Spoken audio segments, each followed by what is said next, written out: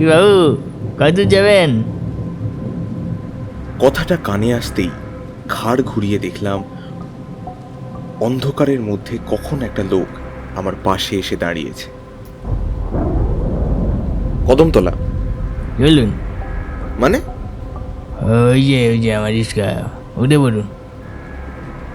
ঘোর বর্ষণ আর জমাট বাঁধা অন্ধকারের মধ্যেও দেখতে পেলাম একটা রিক্সা অদূরেই দাঁড় করানো।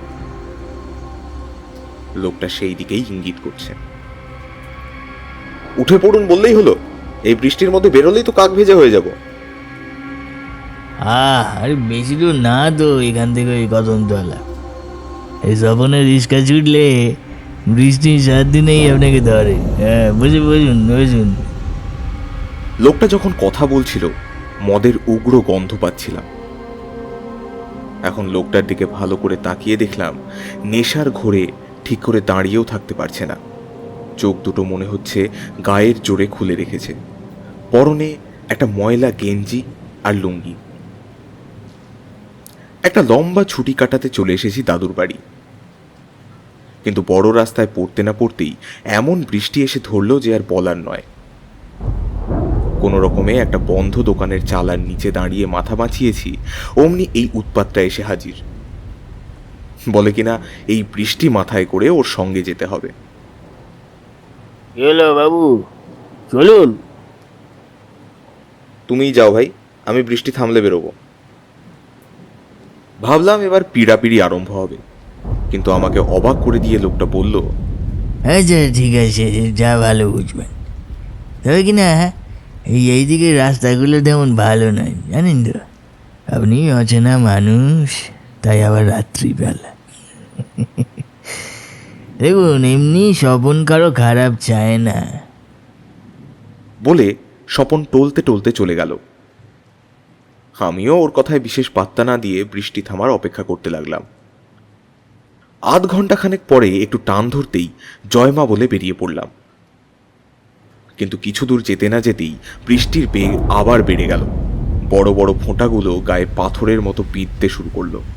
কোথাও আবার না দাঁড়ালেই নয়। সামনে একটিমাত্র চায়ের দোকান দেখা যাচ্ছে, ভিতরে 2-1 বসেও আছে বোঝা গেল।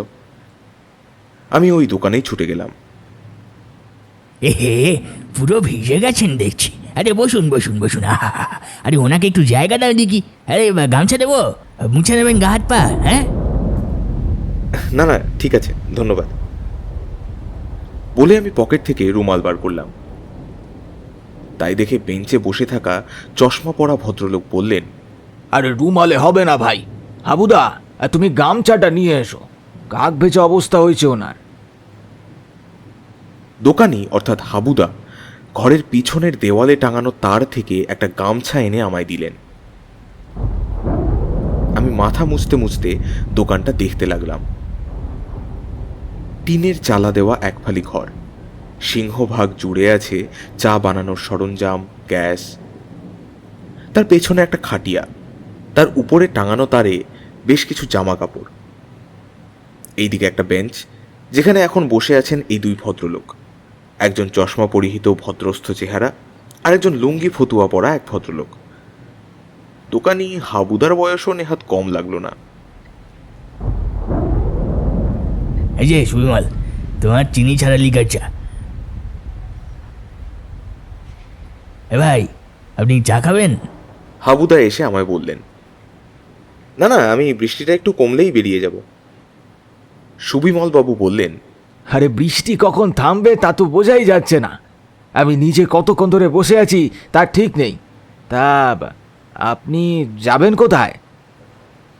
এই কদমতলায়, পিনাকি সরকারের বাড়ি।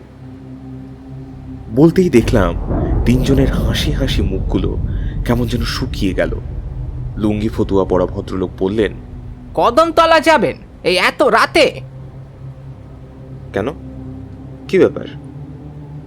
সুবিমল বাবু হালকা ধমক দিলেন। কি হচ্ছে বিজন? বলে আমার দিকে ফিরলেন। না মানে সেরকম কোনো ব্যাপার নয়, কিন্তু সন্ধ্যের পর ওদিকটা কেউ যায় না। কেন বলুন তো? আপনি এর আগে কতবার গিয়েছেন ওই রাস্তা দিয়ে? বেশ কয়েকবার, অবশ্য দিনের বেলায়। এত রাতে কোনোদিনই তো আসি না। ওই জন্যই আসলে সমস্যাটা কদমতলায় নয়, তার আগে একটা বাঁশঝাড় পড়ে ওইখানে অনেক কিছু শোনা টোনা যায়, বুঝলেন? কি শোনা যায়? এবার বিজন বলে উঠল, কত কিছু, এটা ওটা। ভূত প্রেতের কথা বলছেন? আরে সব কথা তো মুখে বলা যায় না, বুঝে নিতে হয়, ওদের নাম করতে নেই। এবার হাবুদা বলে উঠলেন, আরে এই তো কিছুদিন আগেই শোনা গিয়েছিল ওই পিকলুর মাকে ওই বাঁশঝাড়ের ভিতরেই দেখা গিয়েছে। বেঁচে থাকতে তো কঞ্চি কুড়োনোর শখ ছিল ওর, মরেও সে সব কাটতে পারেনি। বিজন বলল, আর তারপর ওই রাজু, ওর ঘটনাটা ভুলে গেলে? আর একটু হলেই ভুলোতে তুলে নিয়ে যাচ্ছিল। বাড়ি ফিরে সে কি জ্বর, বাপরে বাপ, কোনো ডাক্তার সারাতে পারেনি। শেষে তো আমার কথা শুনেই রাজুর বাপ ওকে বিশু ওঝার কাছে নিয়ে গেল। আরে তারপরে স্বপন গো, ওর কথাটা তো ভুলেই গিয়েছি। সুবিমল বাবু বললেন, হ্যাঁ, স্বপনের ব্যাপারটা একটা অ্যাক্সিডেন্ট হাবুদা, ওটা কোনো ভূতের কাজ নয়। হ্যাঁ, তোমাকে যেন বলেছে, তেনাদের কাজ না হলে স্বপনের এমন হয়? স্বপন নামটা শুনেই আমি খানিকটা চমকে উঠলাম। জিজ্ঞাসা করলাম, কোন স্বপন? ওই তো ওই রিক্সাওয়ালা স্বপন। কেন, আপনি চেনেন নাকি? হ্যাঁ, কি হয়েছিল? সুবিমল বাবু বললেন, হয়েছিল বলতে একটা অ্যাক্সিডেন্ট। ওই বাঁশঝাড়ের গা লাগা একটা মস্ত পুকুর আছে, তার সামনের রাস্তাটা কাঁচা, খুব অসুবিধে হয় চলতে। তোমার দাদু পিনাকি সরকার এখানকার পঞ্চায়েত প্রধান, ওনাকে বারবার বলা হয় ওই জায়গাটা নিয়ে একটু ভাবতে, উনি কোনো কানেই তোলেন না। কিন্তু হয়েছিলটা কি? বলছি ভাই বলছি, 3 দিন আগের কথা, সে রাতেও এরকমই ঝড় বৃষ্টি হয়। স্বপন একজন সওয়ারি নিয়ে কদমতলার দিকে যাচ্ছিল। পুকুরের সামনেটা কাদা হয়ে এত পিছল হয়ে গেছিল যে স্বপন টাল সামলাতে পারেনি। রিক্সা শুদ্ধ স্বপন আর ওই 22 বছরের ছেলেটি পুকুরের পানার মধ্যে হারিয়ে গেছিল। পরে ওই দুজনকে চেনাই মুশকিল হয়ে গিয়েছিল। স্বপনের একটু আস্তে চালানো উচিত ছিল। হাবুদা বললেন, হ্যাঁ, স্বপন জোরে চালায় সেটা মানছি, তবে আজ অব্দি একটাও অ্যাক্সিডেন্ট করেনি। কিন্তু ওই পুকুরের সামনে আসায় তেনারাই ও রিক্সা ধরে টান মেরেছিল, এবার দুজনকে একেবারে পুকুরে ফেলে দেয়। হ্যাঁ, আমি বললাম, ছেলেটা কে ছিল? আরে ছেলেটাকে তো চেনা যায়নি গো, দুজনের মুখে এমন ফুলে উঠেছিল যে কি আর বলবো। ওই স্বপনের রিক্সাটা দেখে ওকে শনাক্ত করা গিয়েছিল, কিন্তু ওই ছেলেটাকে আর চেনা যায়নি। বিজন বলল, আমার যতদূর মনে পড়ছে ছেলেটা ডান হাতে একটা জোরুল ছিল।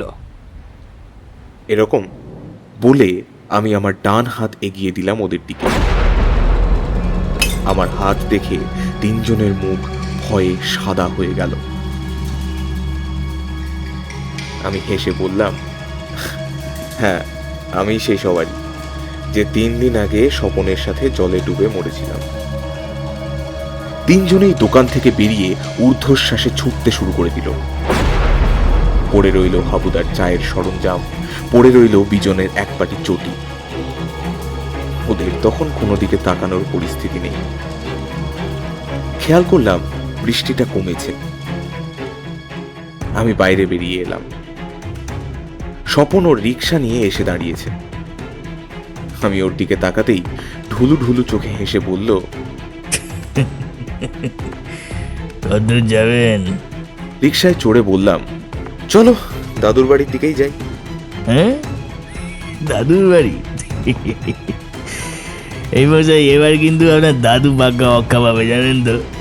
আপনি 3 দিন নাগারে আমায় দেখা দিয়ে যাচ্ছেন। স্বপন মুচকি হেসে প্যাডেলে চাপ দিল। দাদু।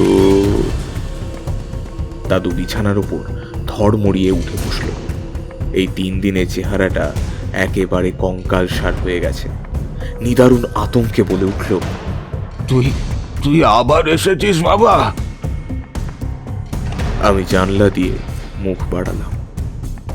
রাস্তাটা কবে পাকা হবে দাদু?